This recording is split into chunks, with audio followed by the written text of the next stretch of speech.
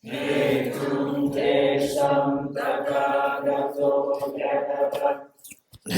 tanam dayo niroda evam vati mahashramanaye svaha. Om ye dharma hetu prabhavam hetum tesham dathagato yavatat tesham chayo nirodham evam vati mahashramanaye svaha.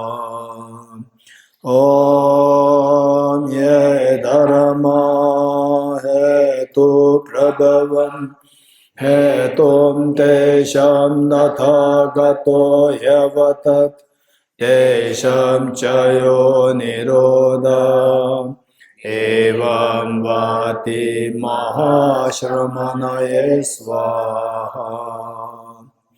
All phenomena arise from causes. The causes taught by the Tathagata, the cessation causes as well as taught by the grace here. Clear line and non-composite. Such is the nectar that Dharma have discovered. Finding no one who can fathom this chasing, in silence I'll return to words. Pure utterance, thought and expression is a professional wisdom, which is unborn, unsees, and has the nature of space. Is a whole apprehension of self-realized wisdom to you, the mother of the Buddhas of 3 times of baby sins. All composite things are impermanent. All contaminated things are nature of suffering. All phenomena are the nature of emptiness and selflessness. Transcending sorrow is peace.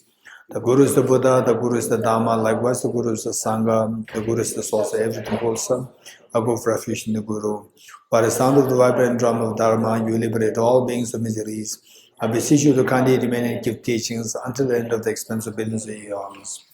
The Buddha does not watch the negativities of beings, nor does he remove their miseries by his hands. His spiritual realization is not transferred with them. It is by teaching the truth of the suchness that the beings are liberated.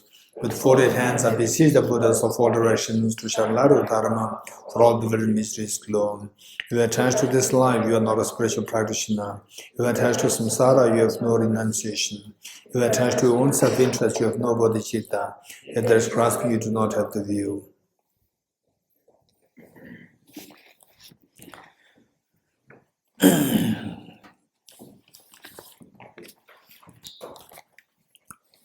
Okay, there is a bunch of questions. One from group discussion. Group discussion 4. It says, can ultimate analysis be seen as a change in perspective? That is, instead of looking through a microscope, we zoom out and in the same way, or perception changes. Perfect. So basically, on the whatever mechanism that you use, whether electron microscope or your own thought processes, we have to know the reality. It's not just a mental exercise. The reality is that this flower is made of cells. The reality, whether you look at it through electron microscope or through your conceptual understanding, this is made of cells. This reality. And on the cellular level, the flower is not there. So for some people, it's not necessary that you have to go too deep, like on the atomic level. Just superficial, let's say that I have a body and mind. That is, and the body is not me, mind is not me. And on that basis, somebody who has a very extensive learning can see that this I is purely coming from my mind. This self is purely coming from my mind. Nothing is really there from the object. You can easily get it. So that requires, of course, this is not that easy as I'm saying. They remember the 5 levels of emptiness. Remember 5 levels of emptiness. If that is that easy, and even the Vaibhashika can easily understand it. But the point is that don't feel demoralized. Okay, it seems so easy. Now he's talking about the 5 layers, Vaibhashika, why they don't understand. Okay, so so one, we are not to underestimate it. We're not to overestimate it. In other words, let us not be what do you call it? Let's not underestimate your own potential. You can understand it. But they say they don't have the over expectation that okay, I can quantum mechanics. Don't expect that, you can understand it over one lecture, two lecture, 1 week lecture. So the point is that we have to know the reality. We are all only talking about the reality. And the reality is that there's a flower there, there's a reality. We cannot deny this reality. And this flower is made of cells. There's also a reality. You getting it? So, but on what we are discovering a finer reality. That is that on the cellular level, the flower makes no sense. The concept of the flower dissolves. So which means that we describe that as a flower on the basis of how you see it. That's it. We describe that as just the constituent of cells. Again, it's how you describe it. That's it. So from this, we see that it's the perception. It's a perception, subjective perception. Not from the object, it doesn't make any sense. Subjective perception.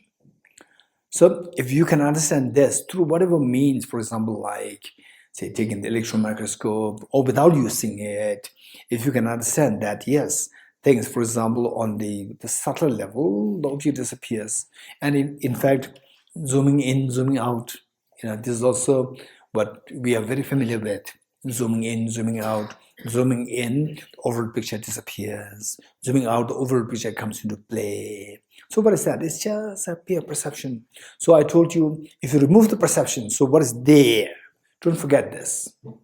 And some people may say, yes, zooming in, yes, the object disappears, but doesn't mean still the object is there. So this is a chronic disease of believing in the object to be object real. So with this, if you are very serious with this, I would highly recommend you to study Acharya Chandrakirti's text, which is Entry into the Middle Way. Entry into the Middle Way. You must study this. If you don't study this, just you study for 1 week and you cannot say that, oh, this is it, or this is exactly this. You cannot say like this. But because if I say that I learned a little bit about quantum mechanics since my class 12, which means I was 18, 19. I learned quantum mechanics, and later on, I constantly meet with physicists, even the world-renowned physicist, one who got the Nobel Prize recently, Professor Andrew Zelenga. I ask questions on quantum mechanics. I cannot say that, oh, quantum mechanics is exactly this. No, too much, because I'm too naive. I'm very just amateur in quantum mechanics. So the experts, only if you spend this much of time, the scientists they spend, only then you can say. Otherwise, they did not spend time with just quantum mechanics, just read it here and there, talk to scientists. I don't have the legitimacy to say that this is exactly what it means for quantum mechanics. No, I cannot say that.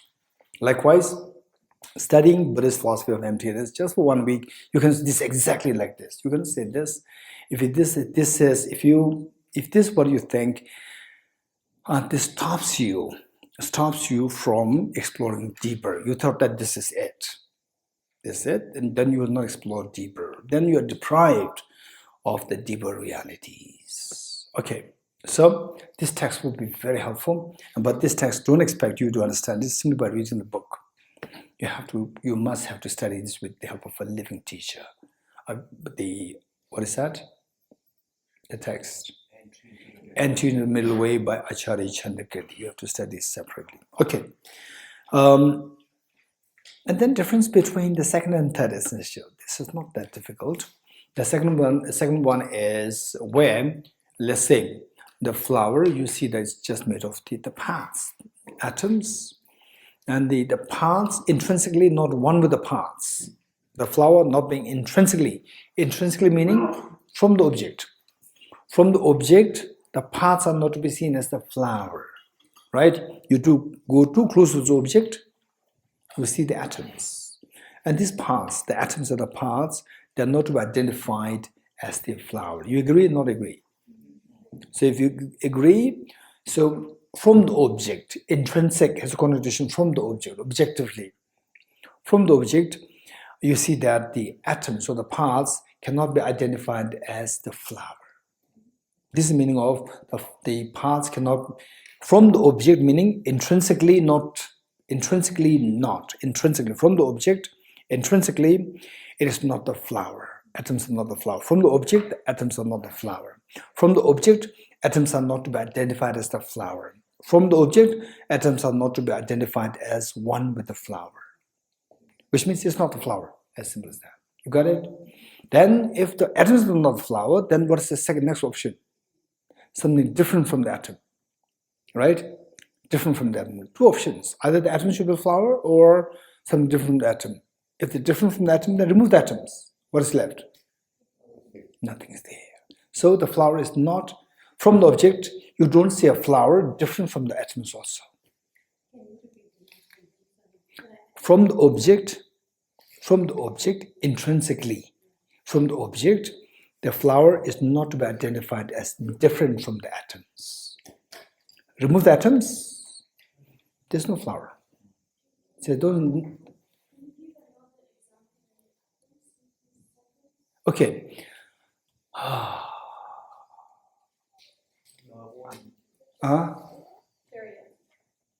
Chariot, yes. Car. Right? A car is not one with the wheel, steering wheel, and then the bonnet, and then the what? Trunk? Handbrake? Accelerator? Right? And the car is not different from these also. Car is also not different from this. If you remove all these, there's no car. It's not different also. Different means like pinzole and gati, right? These two are different. Remove pinzole, gati is still left. There is a difference. Pinzole and pinzole is the body. These two are not different. Remove pinzole body will also disappear. Right? You got it? Yes, Karen. Would you say that the car is one without its parts? This is a good question. Don't forget it. I made a note here, right? Either you read mind or it's coming there. Okay, this is a good question. Did you follow the question? Repeat it. You could say that the car is one with all of its parts. So instead of just one. All the parts together is the car, right? This is the way. Wow. Okay, this is done. So parts still be a car without a wheel or without the parts, some of them. without so the Gadi is helping me. Yeah, saying that if you remove one wheel, right? Some cars are weird. Some people, even one wheel goes, still they drive. Is it car or not? That's car. But the total is not there. Right? This is what Gadi is saying. Yes, some part is missing, still is a car. Right? Oh, thank you. Gadi, thank you for saving me. Okay, by the way, this is a different discussion. We'll discuss on this. Okay, the next is a very important, very interesting. I read it and it made my break time. Very beautiful questions. Okay, so it said that, so the idea is that we should welcome any question, right? If you don't have the answer, it doesn't matter. Just welcome questions. Questions are so important. They are so important. You're getting any questions. And if there's no answer, and if you become angry, then the purpose is defeated. And some people, they may talk something very silly questions. That's a different story.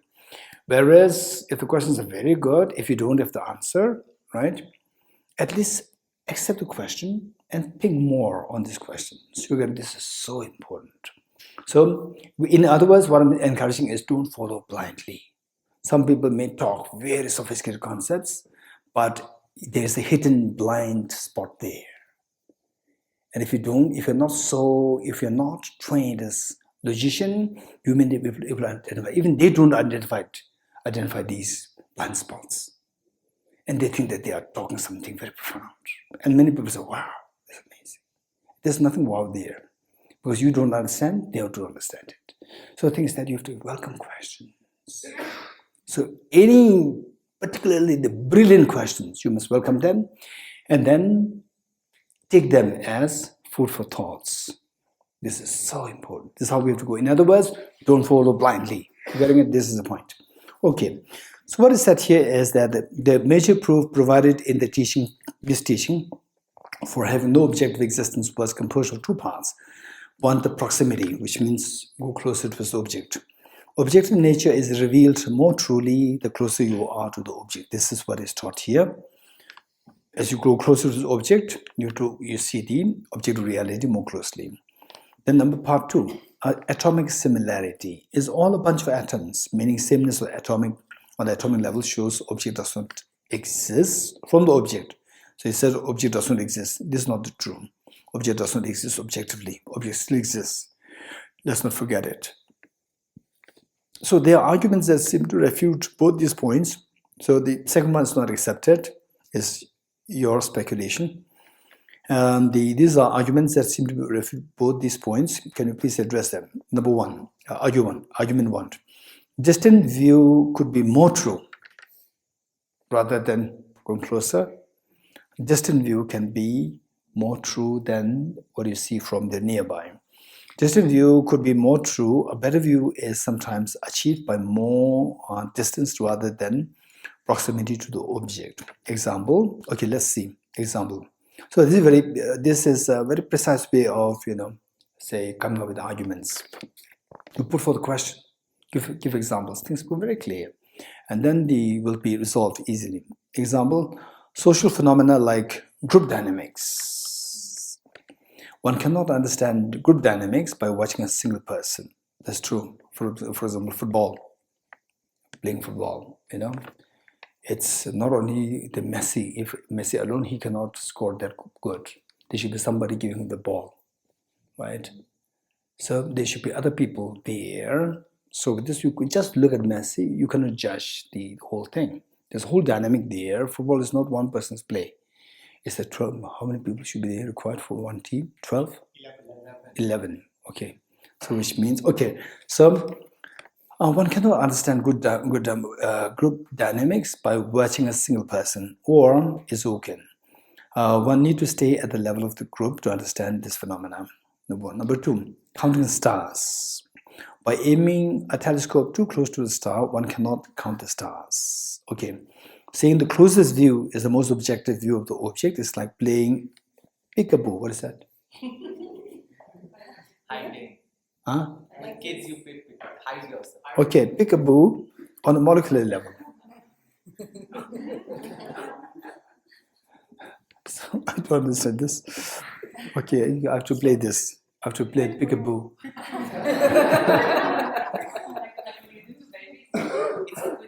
Okay, yeah, I'm just joking. Don't waste my time. Okay, I'm just joking. So you are trying to play a peekaboo with me. Even when you cannot see it, the higher level of organization, complexity is still there. Agree. Okay. Argument two. Atoms themselves change by connections, order, and organization. True. Therefore, we can refer to the molecules as subject real. Okay, that's questionable. You can see aging at the molecular level, telomeres, the ends of the chromosomes, change length according to age. Fine. So in fact, I personally would say that there's no really argument there. So the first one about the distant view could be more true. Okay, tell me. It could be, but it's not happening. Okay, let's see. Tell me. Say, in support of this, in support of the, what's your question? What's your name? Inbal. In support of what Inbal is saying, let's say that, let's say, how the nation operates. Nation operates. You cannot just look at one person, the Prime Minister, President, one person. You have to look at it holistically, right? This is reality. There's this reality there. If you go into the parts, you cannot see that bigger picture, right? You cannot see the bigger. But the bigger picture is undeniable reality. Okay, so this This bigger picture cannot be seen going on the micro level. The macro reality cannot be seen on the micro level. Do you agree with me? Good. So this tallies with what we said. Which of the things that we said before? You remember 2 questions? Exactly. Do things exist like the macro world, macroorganism, organizations, and so forth? Do things exist? Never say no. When we speak about emptiness, it does not reject the organizations. It does not reject the macro world. You're getting it? You're getting it? This is so important. We're not rejecting this. What we are saying is that nothing exists objectively. Things do exist. For the molecules exist, cells exist, then the flower exists, then the world exists, the what? Milky Way galaxy exists, and the whole universe exists. The trillions and trillions of stars exist. We are not rejecting the existence of this. If you reject this, this is nihilism. You getting it? So we should always make this. Never ever forget these 2 questions. You're getting it? We are actually supporting them, supporting this, that things do exist. Nothing exists objectively. This is what is being proven, right? Organization, the world, the country, they exist. Things exist. Everything exists. They don't exist objectively. This is what rejected. You getting it? Then next one is the What does it mean objective? objective means things existing independent of your imputation by your mind. Okay. The point is that then sometimes the question is sometimes from distance things can be clearer. Right? For example, you want to enjoy the the cheesecake. Don't subject cheesecake to electron microscope. Right? You will never enjoy cheesecake. You want to enjoy cheesecake, keep distance. What is that distant mind?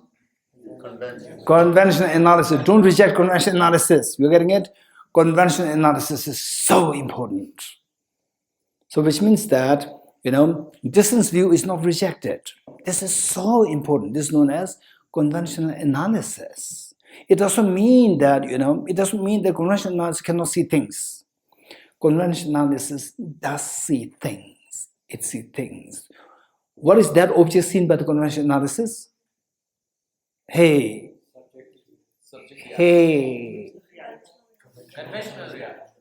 Conventional truth. 2 truths. You're getting it? We learned it already. But lucky there is just 1 week.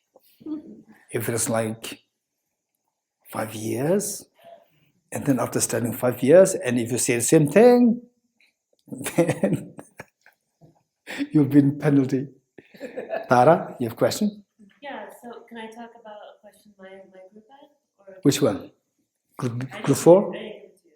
Okay, so basically, we have only a few days. You're getting it? So what you do is that in future, your group's questions, note them down, bring them here. Then I will see accordingly. You're getting it? Okay, so the point is that we are not rejecting distance. In fact, conventional truth cannot be seen by ultimate truth. Ultimate analysis. Conventional truth, if you want to know the conventional truth, you have to subject the conventional truth to conventional analysis. You getting it? So conventional truth is best seen by conventional analysis, not by ultimate truth, ultimate analysis. So therefore, it doesn't reject that. You're getting it?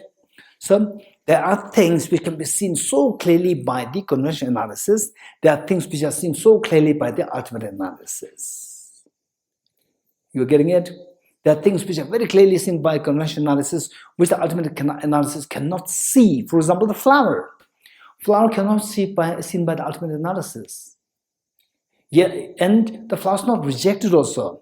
We said that everything exists. You're getting it? So there's no contradiction there. The only thing, of course, I will not really, put you to penalty, because that is just a few days. Within few days, this is what the big scholars, legendary scholars, they study practice for years and years and years.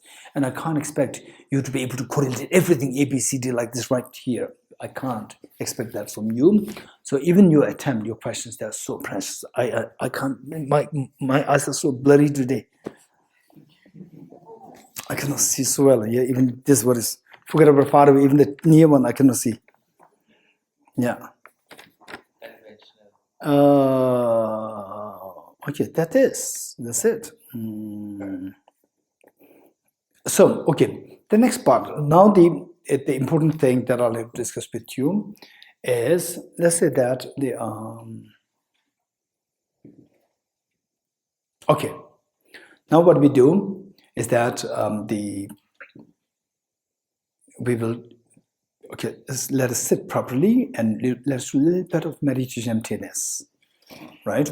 So meanwhile, actually it's not really as a meditation, but more as a review of what we did before and how to apply this in our meditation. You're getting it? How to apply this in a meditation, and it's going to be more like a guided, and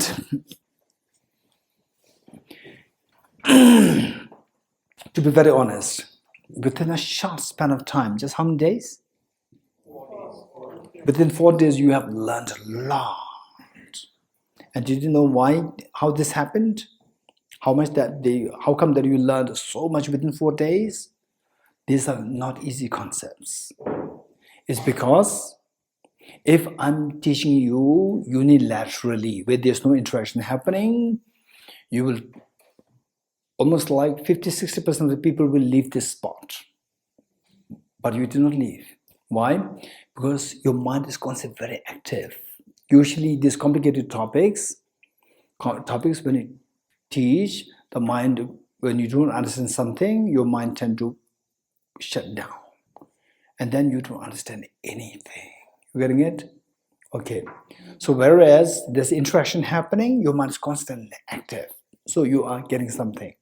So this is why 4 days, believe it or not, if somebody were to teach, to make you understand what you've understood thus far, right? Minimum person should teach you like 10 days or the 2 weeks. Minimum is required. If the person were to teach you unilaterally without interaction, just online, right? Online without interaction. So you will find how much you learn is not only how the teacher teaches you, it's about how much you receive. For you to receive, your mind should be very active, receptive, right? That must be active. If the mind is dull, you cannot get it. So because that your mind is active with the question answer, so therefore your mind remains active. With this, you're able to imbibe many things. Okay, so now we're consolidating what we did thus far. You getting it? Okay, ready? Just try to follow the instructions and don't try to make correlations. Oh, he said this before, we had this discussion, this is what I learned before, I read like this in the future past. Don't make any correlations. There's a great opportunity for us to consolidate what we did before, and we are learning. You know, in the process we are learning. It's not just the passive meditation. Okay, ready? Okay. And even if you get lost a little bit here and there, or you feel little, one little bit of more clarification required, you feel like this, just be patient. Just follow the instructions. Okay. Now we will do the meditation on the, let's say, emptiness of the flower. And later on we have to learn, okay, let's say, emptiness of the self, the person. What do you prefer, person or the flower? Okay.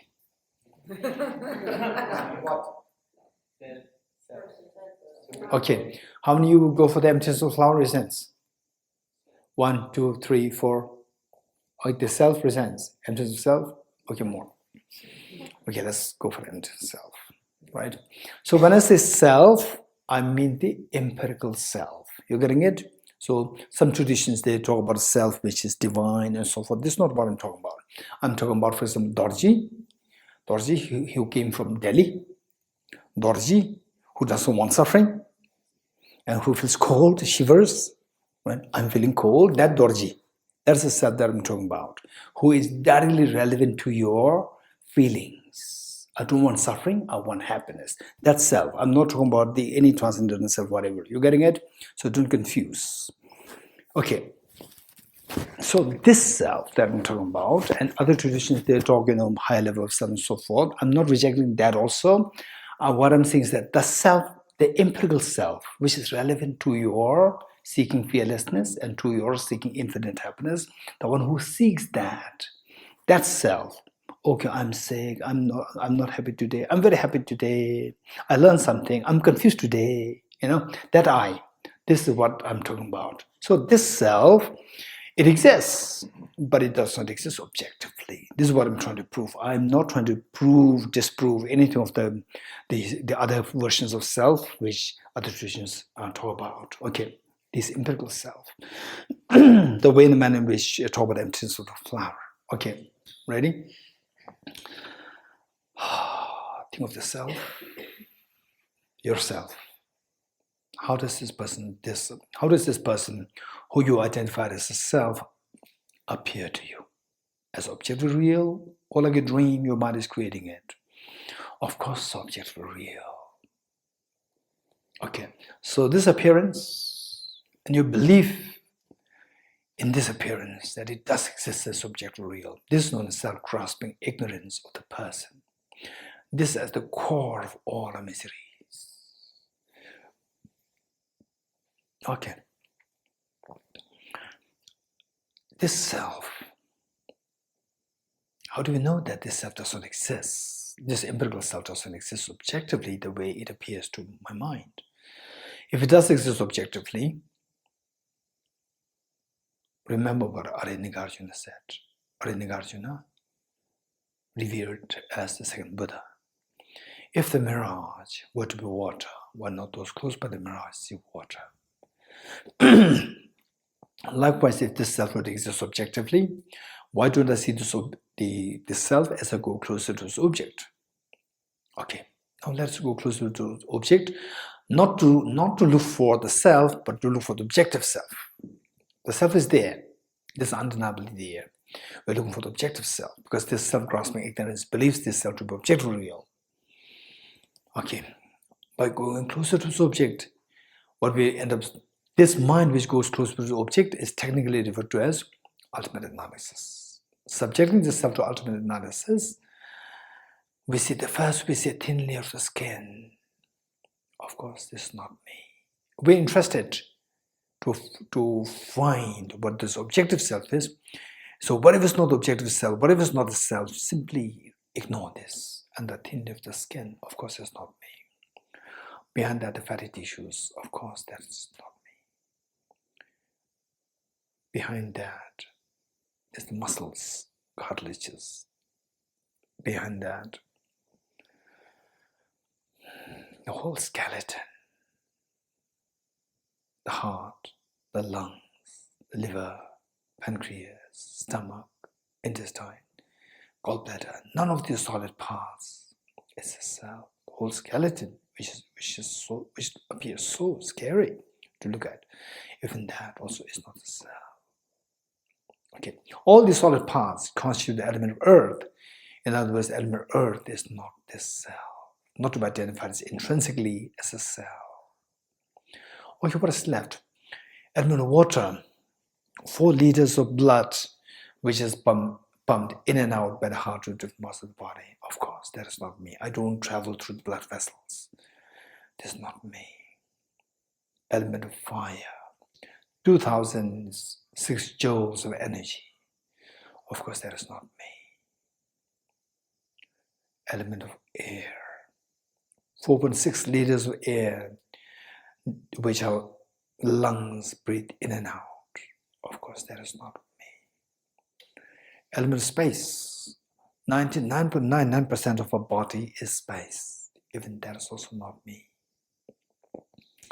Element of consciousness, element of mind, which feels I'm happy, I'm not happy, I'm sad, I'm angry, today I'm learning a lot, or today I'm really confused. This mind, even that is not me.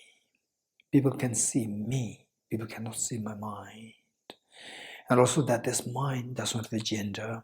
Gender is posited on the basis of the body.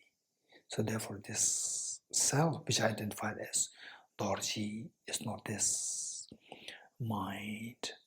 Okay. Now, coming too close to the object, what did you see? I just see the 6 elements: earth, water, fire, air, space, and consciousness. And which of the 6 elements is the self? None of these 6 elements is self.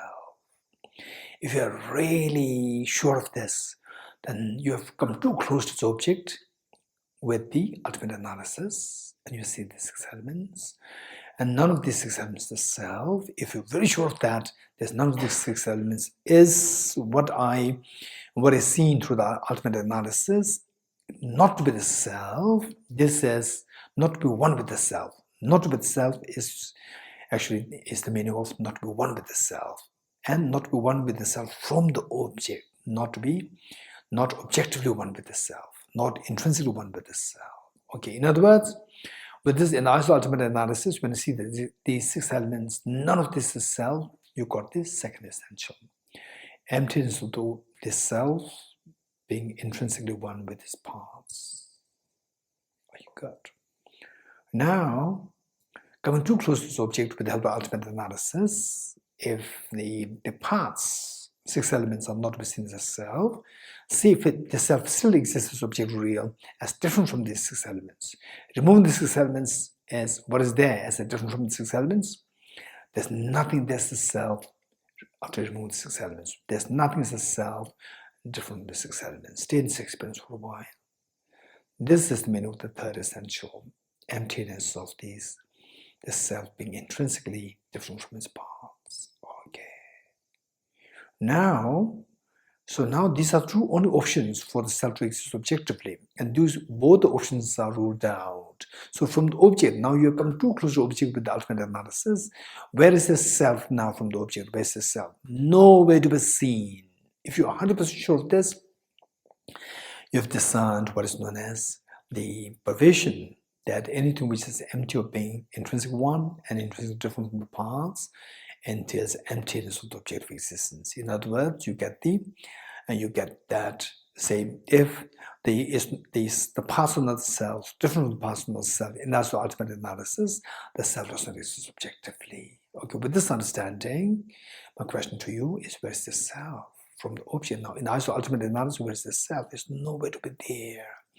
It doesn't mean that self is non-existent. The self is non-existent with respect to the ultimate analysis. Okay, so you see the self dissolves. Stay in this experience.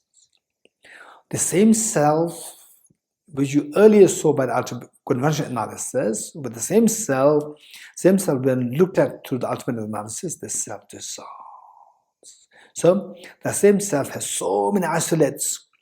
One isolate that it is empty of objective existence. Okay, of the different isolates, you just pick up this isolate that the self is empty in the eyes of ultimate analysis. Just pick up this isolate and stay in this experience. And this isolate of the emptiness of the self must be seen as a negative phenomena. Not only negative, should be non-affirming negative. Stay in this experience. The moment the 6 elements come to you is a positive phenomena, you are not met with emptiness. 6 elements of the self is one isolate. The self is another isolate. Emptiness of objective existence of the self is also another isolate.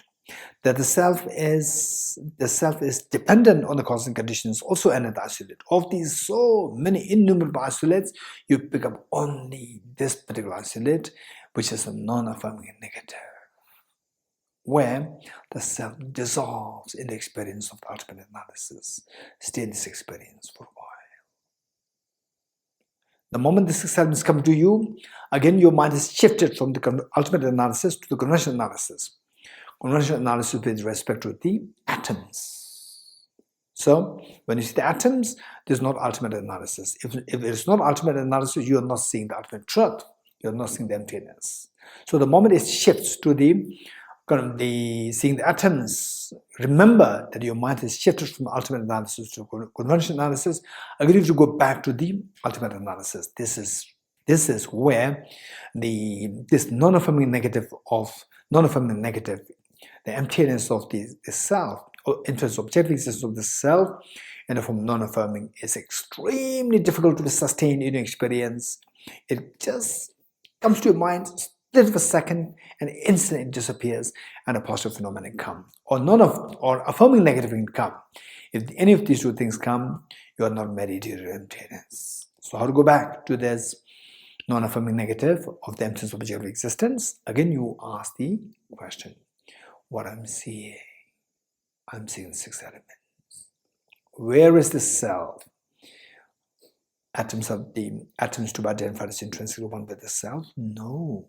Different from the atoms to be, it's different from the 6 elements to be the self? No. Where is the self from the object? From the object, there's no way to identify as, nothing to be identified as a self. The moment you say from the object, there's no self to be identified at all, instantly, for a very brief period of time, you may experience a tinge of fear.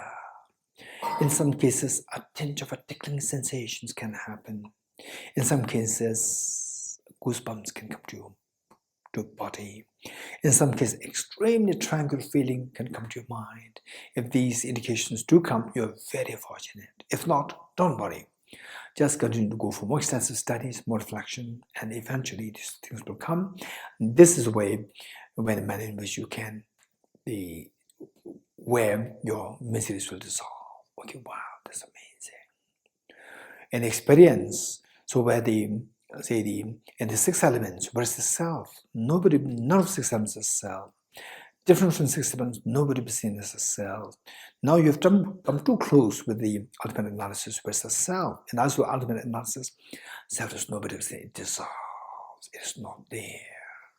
Okay, just abide in this experience for a while.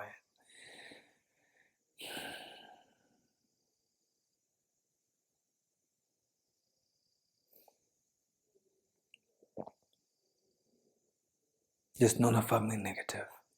And of the hundreds of thousands of isolates of this self, the one self, the one isolate, the emptiness, isolate of the emptiness of the objective existence of the self, that must be precisely picked up and just being oblivious to all the other isolates. And this isolate, how do you know that this isolate comes to your mind? It should come in the form of non-affirming negative. Anything positive comes to your mind, this is not the emptiness, this is not the ultimate reality. Any positive mind comes to your mind, this analysis, conventional analysis, you have shifted from the ultimate analysis to the conventional analysis. Okay. Good. Now imagine, come out of this meditation. Again, the self comes back. Again, go back into the ultimate analysis. Again, the self disappears. Again, come back from the meditation in the ultimate conventional analysis. Again, the self comes. There's a constant change happening. The self comes back, disappears, comes back, disappears. But on the object side, there's no difference. There's no change there. But something is changing. Any change is happening, it's just a change on the perception. So whatever is involved with the change is purely perception, purely subjective. And this self is a part of this. It comes, goes in this perception. So this is just a mere subjective existence. From the object is empty.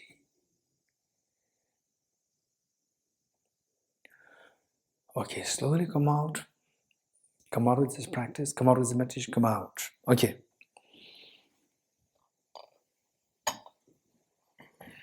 Now, I'm going to quickly share with you what is known as the 6 points by which we trap ourselves in the prison of samsara. 6 points by which we trap ourselves in the prison of samsara, right?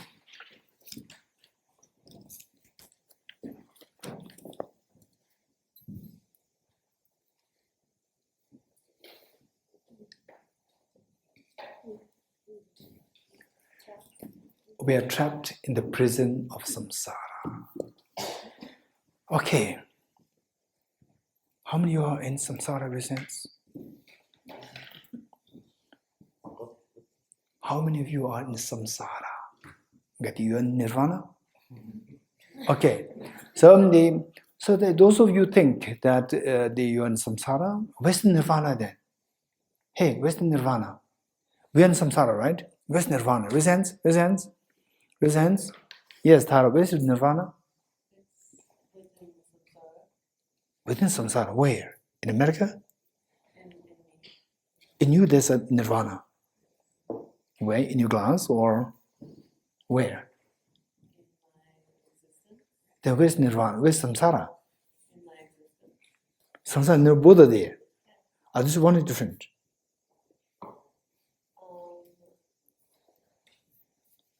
Okay. Lina, Eleni, your name? Your name? Your name? Lini, yes. A state of mind which we might reach after a long time when we study, A state of mind?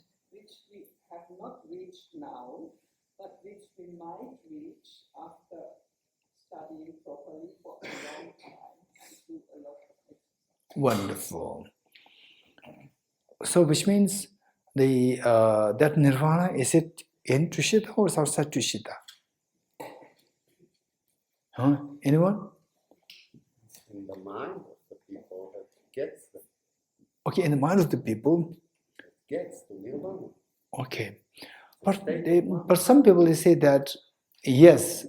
When the impurity of the mind is released, nirvana is achieved.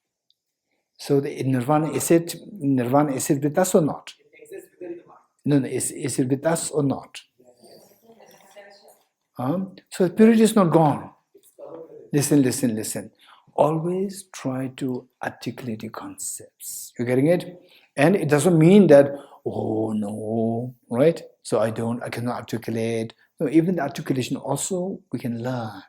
You getting it? In other words, try to say something which is very meaningful to you and meaningful to other people. You're gonna, of course, what you are saying, there must be a great meaning, but sometimes other people do not understand it because you are saying that, okay, is there flower? Yes or no. This is contradictory. Many people they answer like this: is there flower in your hand? Yes or no. Yes or no is contradictory. Did you have a breakfast? Yes or no. Are you in Tushita? Yes or no. This is contradictory, right? If this is your answer, you will never get to a higher level of understanding. Right? So, what is said is that a state of mind where mental defilements are gone. Right? But we don't have, our mental defilements are not gone. We still have mental defilements, which means we don't have nirvana, is what we're saying. So, this is what, say, try your best. Of course, samsara means a place where there is so much contradiction. You're getting it? You say something and then you say next, this is contradictory. So don't worry about that. Only thing is how to get out. Pay attention so that we get out of the contradictions within yourselves. You're getting it? Gradually. It will not happen overnight.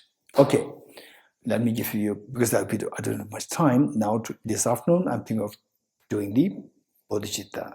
You're getting it? Okay, and tomorrow morning, we have most likely, I'm not too sure. Any announcement made? Not made yet. No. About tomorrow. Okay. Then I'm not going to say anything now. Okay, tomorrow, this afternoon, I'm thinking of taking us to Bodhicitta teaching.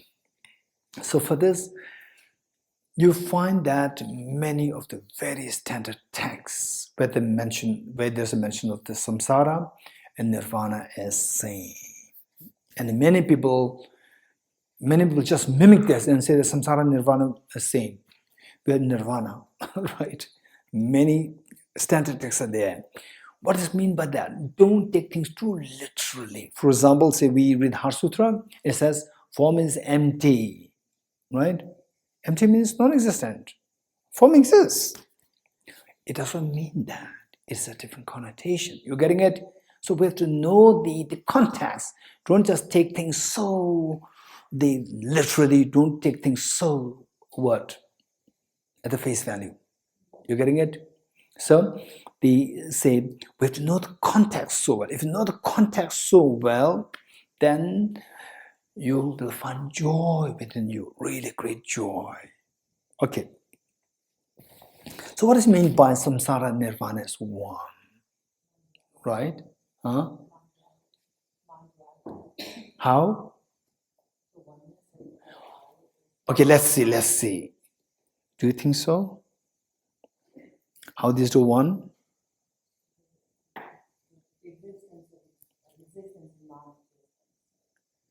So are you samsara or nirvana? Oh, you're nirvana. Wow, that's amazing. You're Buddha? Both? Are you Buddha? Then you don't say, may I become Buddha? You're already Buddha. So this is where we must learn. There are many people who talk like this, and we learn from them.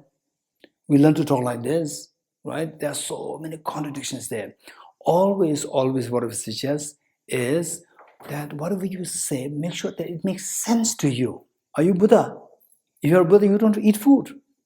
If you're Buddha, say you don't have to say there are so many qualities. Where are these qualities? You're getting it? Okay. So we should be very realistic. If you're not realistic, particularly if then if you're not realistic, I'm Buddha, you are Buddha, right? Then the Buddha cries. Buddha have the pain? No, Buddha doesn't have pain. You're getting it?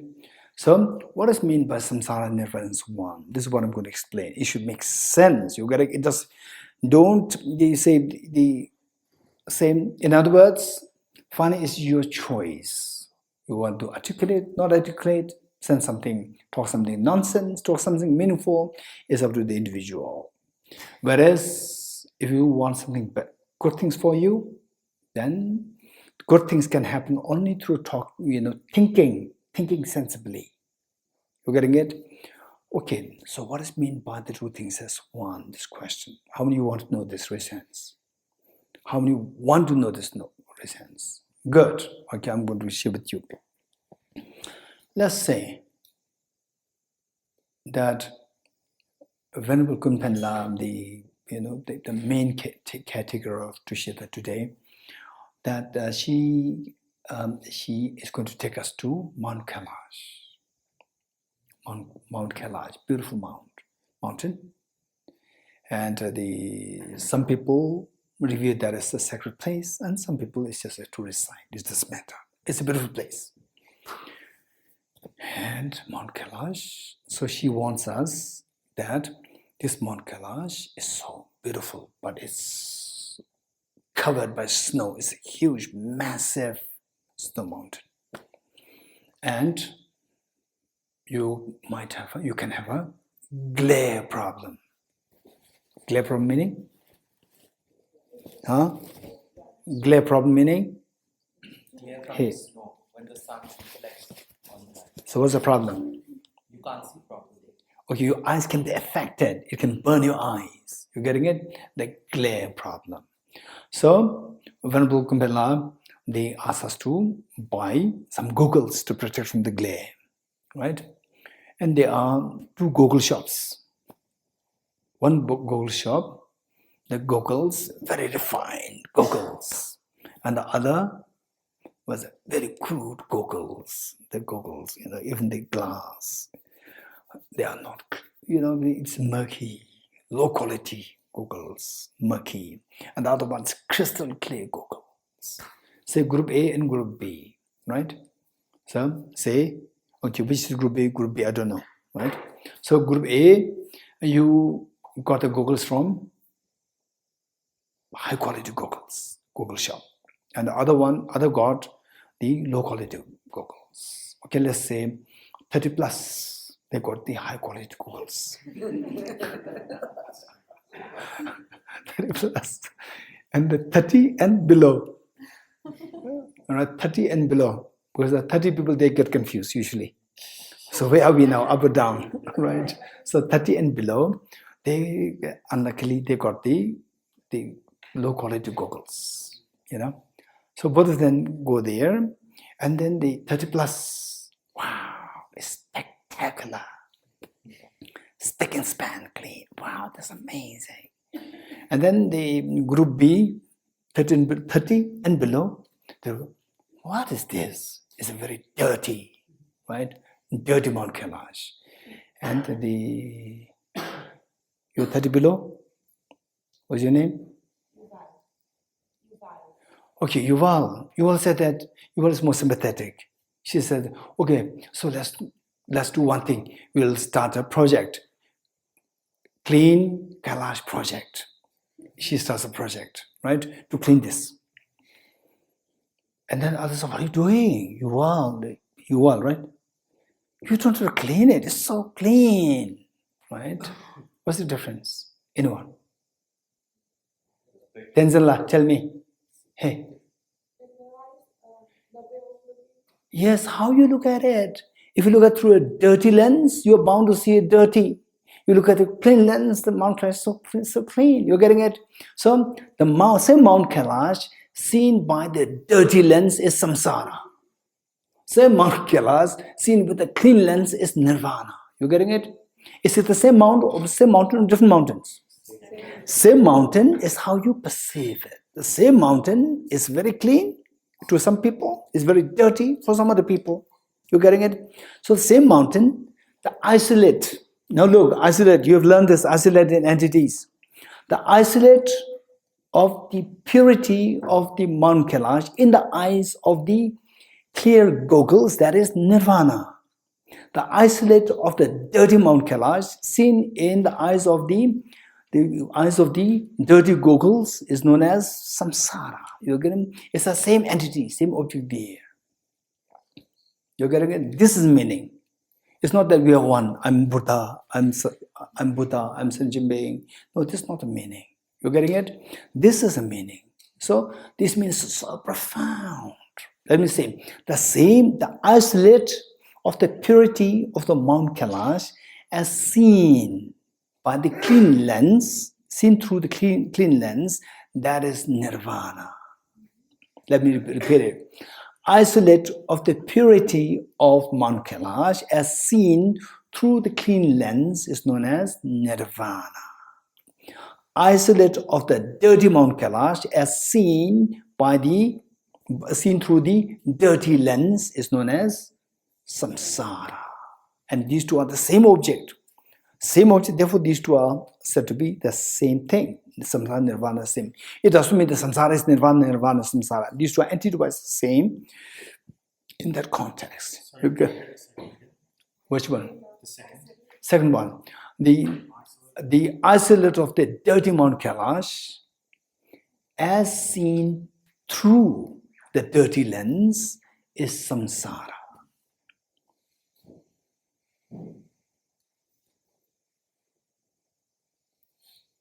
Okay. It is same with what you said, stretching the... So now, how do you see the world? Very complicated, right? Very complicated. Putin, Mr. Putin, unnecessarily creating all these problems. My neighbor, neighbor throwing garbage in the studio, playing loud music, right? And my husband, my wife, my children, very complicated, right? Very complicated, yes? No? Right? Sometimes good, sometimes not good. Okay, even yourself also very complicated, right? So, why we see things so imperfect? Because we are looking at through a dirty lens. What dirty lens? A lens of mind with afflictive obscurations and cognitive obscurations. We are looking at things through our mind as the lens which is dirtied by afflictive obscurations and the cognitive obscurations. With these two mental dirt, you can't expect to see things as perfect. With the dirty lens, you cannot expect to see the Mount Kailash is clean, right? This is what is happening. So we have to, what should we do now? We have to clean the lens, right? Don't start a Mount Kailash clean project, right? Just clean your lens. in your lens. What is it obscured by? Obscured by the mental defilements of afflictive obscurations and the cognitive obscurations. Afflictive obscurations. Okay, in a German-speaking person, obscuration. Yes, over there. Oh, don't be too quick to say thank you. You have to reaffirm it to somebody else. Double check. Fine? Are you sure? Okay, let us listen to. Yes, look, this is why. You have to double check it, right? Don't say, wow, thank you. Okay, so don't just be very quick to say, oh, very good, thank you, wow. Don't be too quick. You double check it. It doesn't mean that what you said is wrong. There can be another connotation also. You're getting it? So don't be too quick. Okay. One more. Yeah. Mental defilements and Mental defilements of afflictive obscurations and cognitive obscurations. Okay, so now I'm going to share with you. My eyes are so bloody, I don't know what happened. Yeah. Even my ears cannot hear. A second one. Which second one?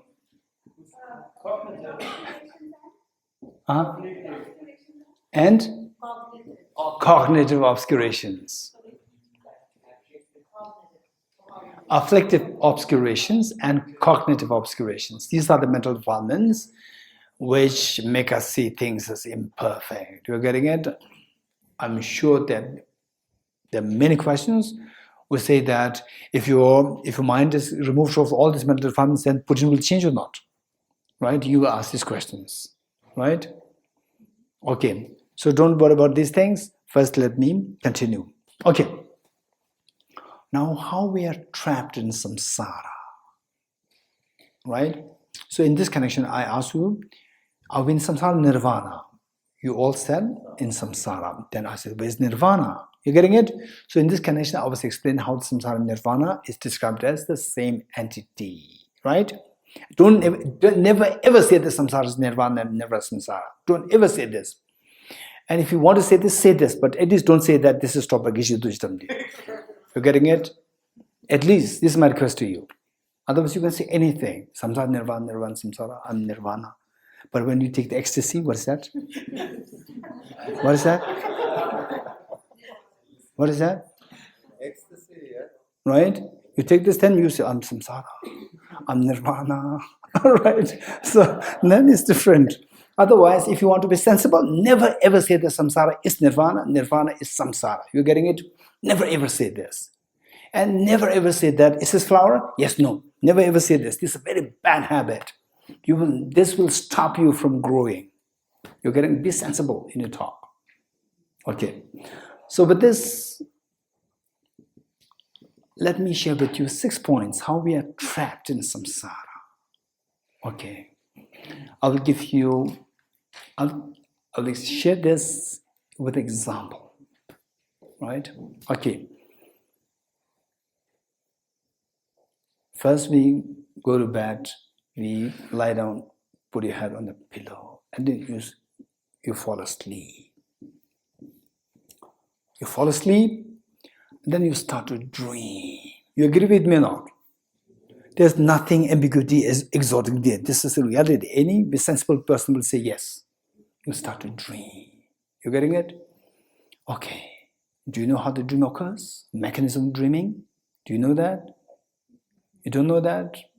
Okay, I don't want to go into this. So we dream. That is what we know. That we fall asleep, and then we gradually start to have the dream. And in the dream, you can have a dream ghost, dream line, dream cheesecake, or dream mother, dream mobile, or anything come to you. And this dream is come from where? Hey, this dream is coming from where? From your mind. Your mind is projecting it. You getting it? There's nothing ambiguity there. There's nothing like esoteric there. Or dream, somebody's creating this for us. No, it's your mind is creating it. As simple as that. Your dreaming mind is creating this dream. Your dreaming mind is creating like a movie, right?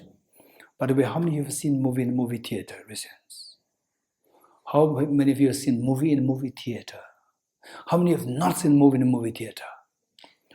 What is those hands which never got up? Right? We do not raise hands in both cases. What is it, half?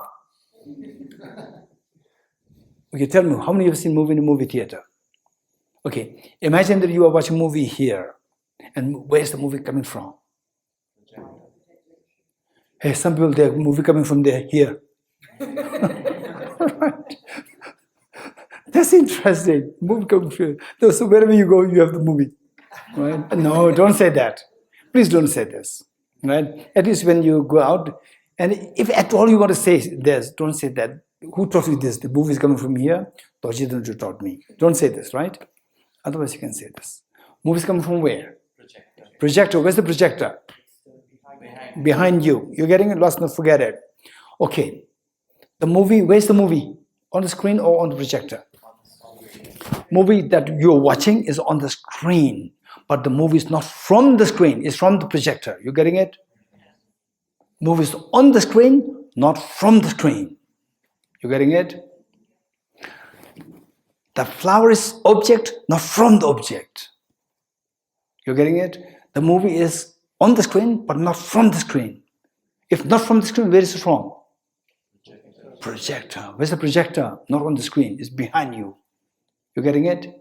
So likewise, everything is projected by your mind. Everything is projected by your mind. Your mind is like the movie projector. You getting it?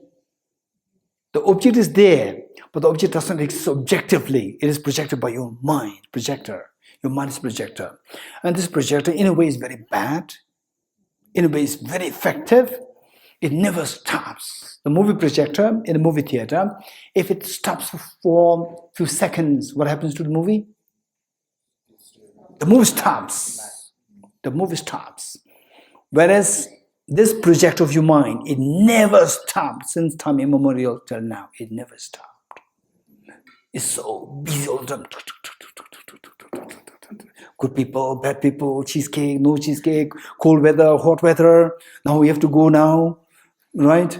So okay, we have to now train, the bus ticket, the what? Flight ticket.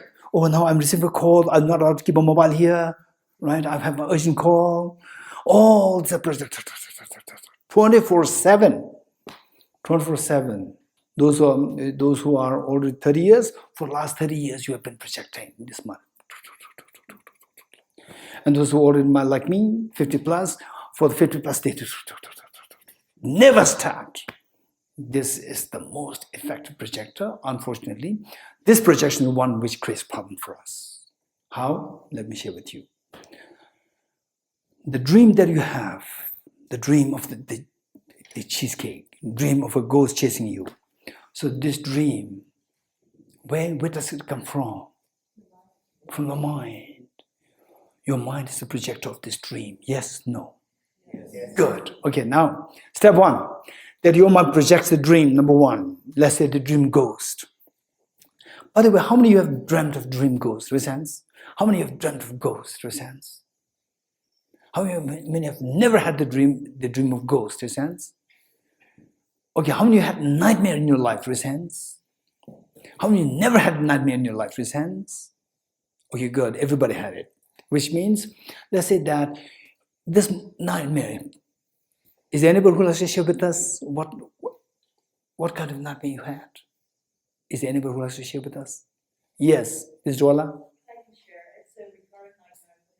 It's basically I'm walking down some alleys or some places, but it's always surrounding butchering of the goat. And it's Goat. Yeah, and it's this constant, this immense fear that builds up at the idea that there could be a slaughter happening just around the corner, a slaughter of a goat happening around the corner. Or just like the blood.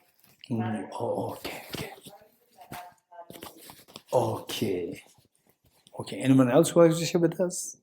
Raise hands, raise hands, raise hands, raise hands. Yes, here. I was making chocolate balls with my mom, and someone came into the house and started shooting in the house. Very scary, yes. Okay, the girl there. A laughing clown. Huh? A laughing clown. Laughing clown. It's very scary. Yeah. It laughs, no? No, it's scary. It's very scary. Okay, let's say you see a goat being slaughtered with the blood and so very scary, or somebody shooting. So let's say you're dreaming, you're having these dreams. Who is creating this dream? Your mind is creating this. Your mind is projecting this dream. You getting it? This is number one. Your mind projects this, the content of the nightmare. Number one. Number two, that you are unaware that your mind is projecting it. Are you aware? You are not aware that your mind is projecting it. This is Joella? You are aware or not aware? Number two, you are unaware that this is what my mind is projecting. Number two. Okay, are you aware or not in the dream that this dream is what my mind is creating? Are you aware? Not aware. Okay, so just stay there. Don't go beyond. Right? Okay, don't go beyond. Okay, number two is you. What is number two? Aware. You are unaware that this content of the nightmare is what your mind is projecting. You are unaware. Number two. Because you are unaware, you see it as objectively real. Number three. Because you are unaware that your mind is creating it, so it appears as objectively real. Number three. Because you are not unaware that your mind is projecting it, the contents of the nightmare appears as objectively real. This is number three. Okay, number one. What's number one? The mind projects the contents of the dream nightmare. Okay, let's put it very easily. Mind projects the dream ghost, to make it very simple. Number one, mind projects the dream ghost. Number two,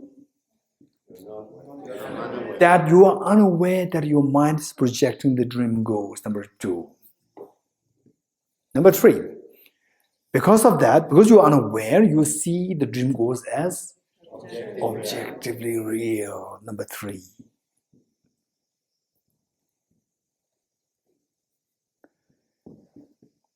Because the object appears objectively real, and then you believe it is objectively real. Number four.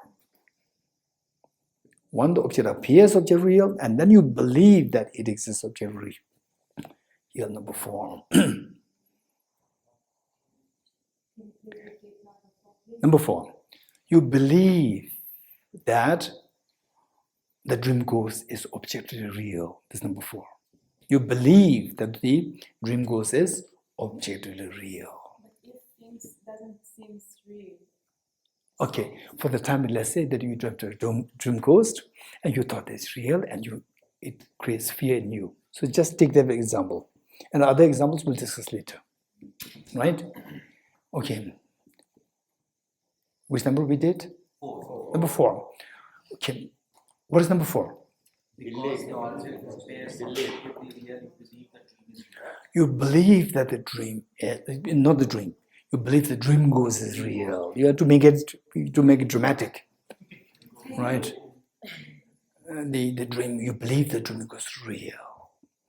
Because of which, then you feel that the dream ghost affects you, comes to affect you.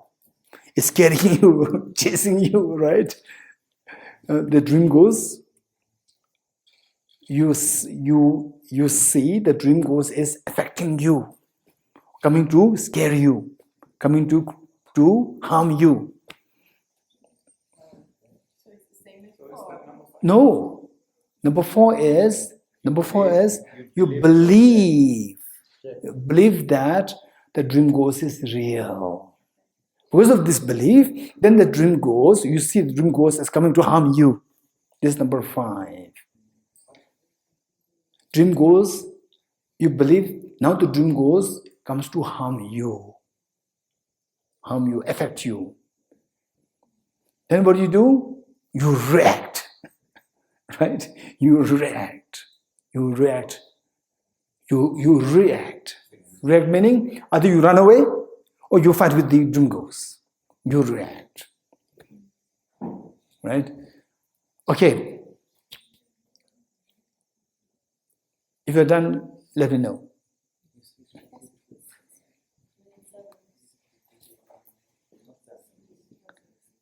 Okay. If you're done,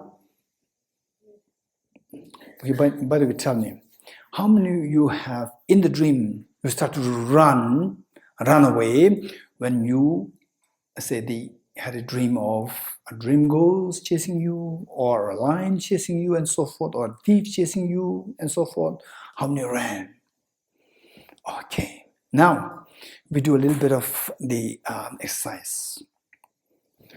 Close the eyes. Usually I don't advise people to close your eyes. Today is the exception. Close the eyes.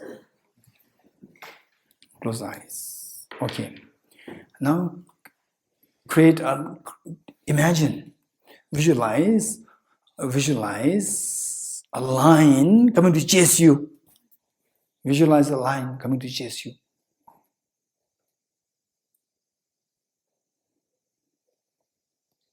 Be very serious.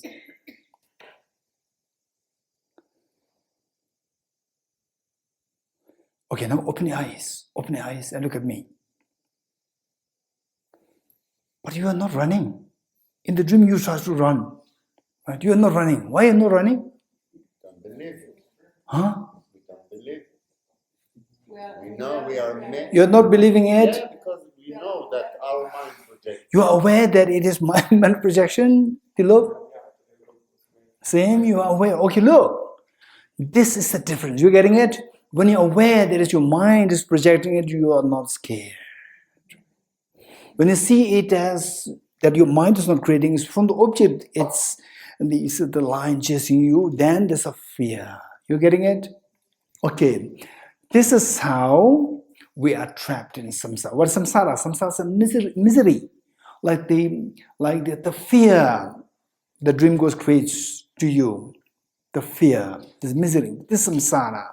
This is how our mind projects. For example, you agree with me or not? This is just a bunch of atoms, right? This is just a bunch of atoms. Say, if somebody gives the light, okay. How many of you received the beating with the stick when you were a small child? Your hands?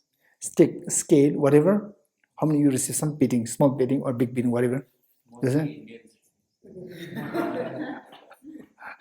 Okay, in Australia also. Yeah, okay. Okay, how many of you received some slap? Oh yeah, no slap. No slap. So lucky. Okay. Slap? What do you mean slap? Somebody's hand hit you, right? But it's a bunch of atoms. It's a bunch of atoms. Yeah, that's true. You agree with me or not? It's a bunch of atoms. It's a bunch of atoms. And also, there's also a bunch of atoms. So what is slap? Bunch of atoms. Tell me. Look, this is a problem. Where? And then look. First, the bunch of atoms comes to the bunch of atoms as your face, right? And then bunch of mind, bunch of temporal mind, segments of the mind, feels disturbed, and you say, oh, he's beating me, no human rights violation, right? Actually, it's just a bunch of atoms. What's the problem? Bunch of atoms come to another bunch of atoms. The atoms hurt. This is what I'm saying. What do you mean by hurt? Hurt means the mind feels the hurt.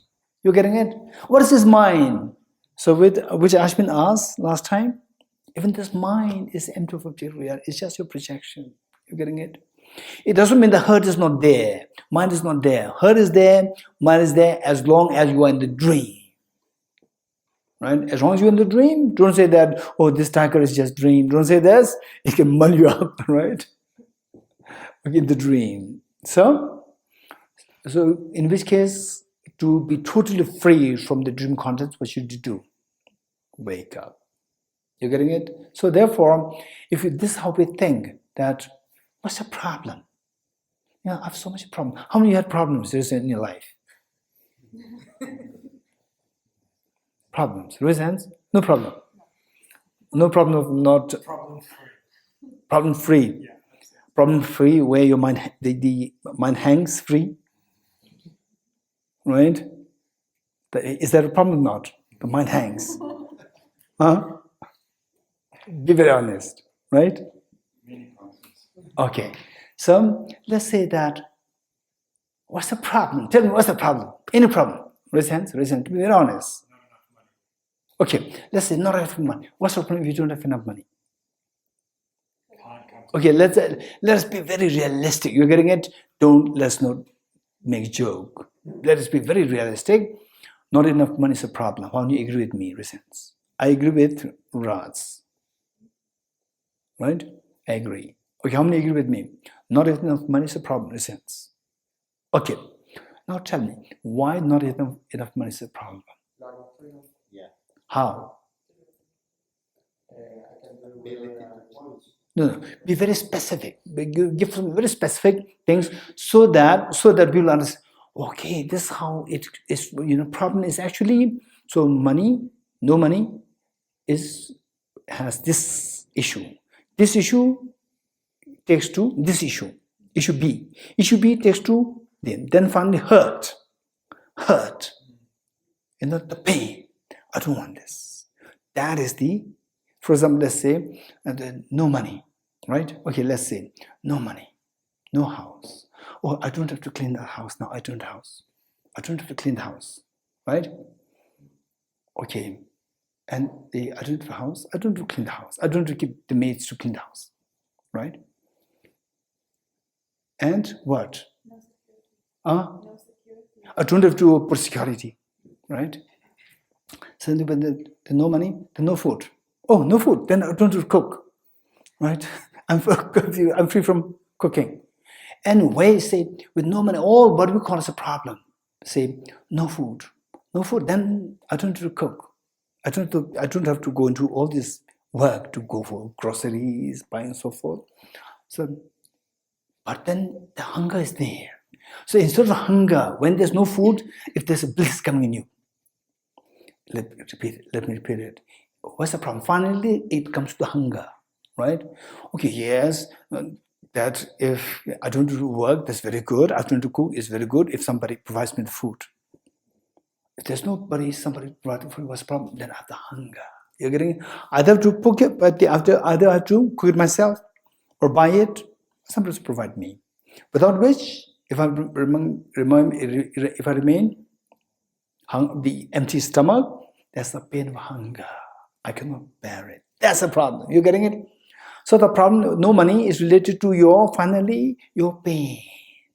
You're getting it? Your pain of hunger, pain of cold, and pain of, I want to go to Tushita, right? So you are in some other country. So I have no money for the what?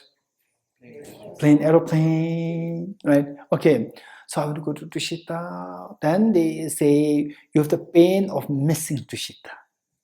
The pain of missing Tushita. It's all about, again, the pain related to you. So the problem is nothing related to that. Superficially, we can say that, then I'll not have fun, but finally, it boils down to this, your pain. So you're getting it? Now, listen.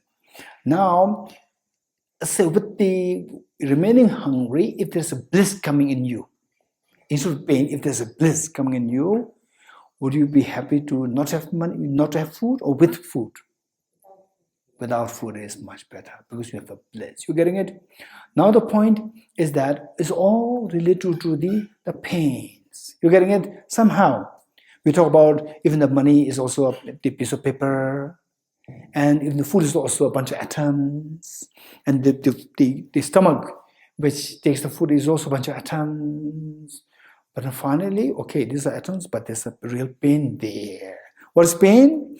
Pain is a mind. Mental is a mind. You're getting it? So how do we see this pain as like a dream? How can I see that? So that comes the point, how to see the emptiness of the mind, how to see the emptiness of the pain. You're getting it? That plays a very important role. How can we see the emptiness of the pain, emptiness of the mind? Okay, so if you're able to, it doesn't mean that if you see the emptiness of the mind, then you don't eat food. No, still, still that, say, if your realization, the emptiness becomes so advanced, so high level, so sophisticated, then you have the capacity to control your, say, the physical pains and so forth. You can control them on a very high level. So till that point, we all we all talk about emptiness. We study for just 1 week, 1 year, 5 years, meditate. Still the realization, if the realization is not coming, we talk, but not the realization coming, it's just a talk. The pain continues to suffer you. Not only pain, some even conceptually created problems are there. Somebody says, you're stupid. How do you tell me this stupid?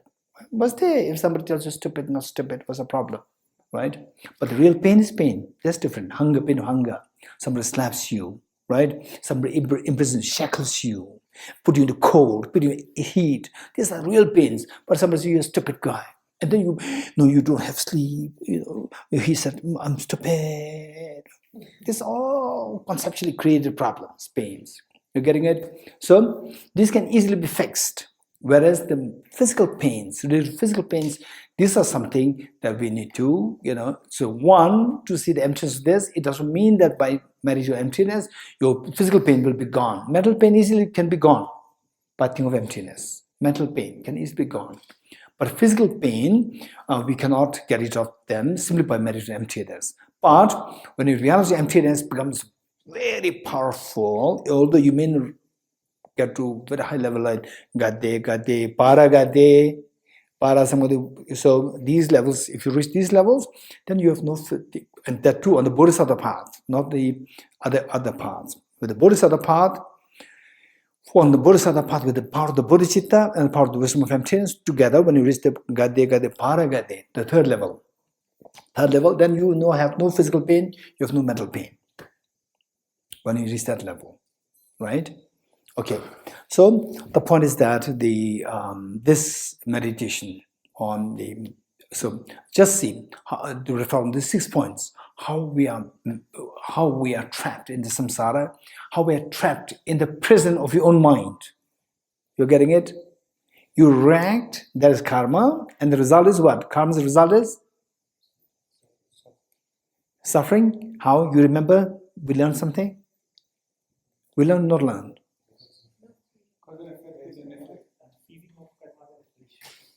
Yes. Say it again. Where is it?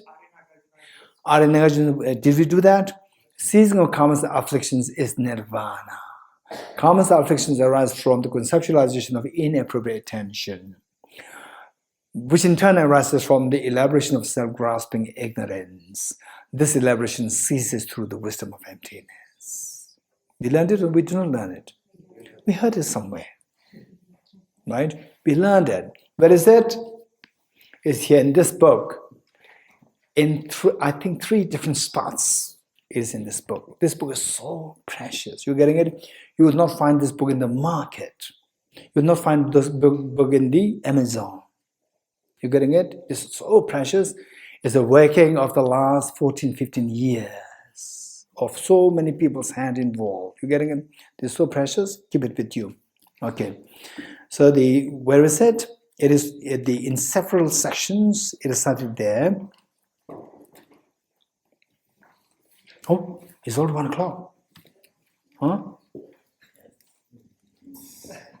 Okay. Deyata om gate paragate parasamgate bodhisvatyata om gate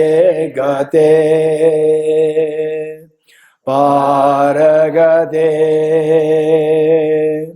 parasamgate bodhisvatyata Satyata Om Gate Gate Paragate Parasamgate Bodhiswa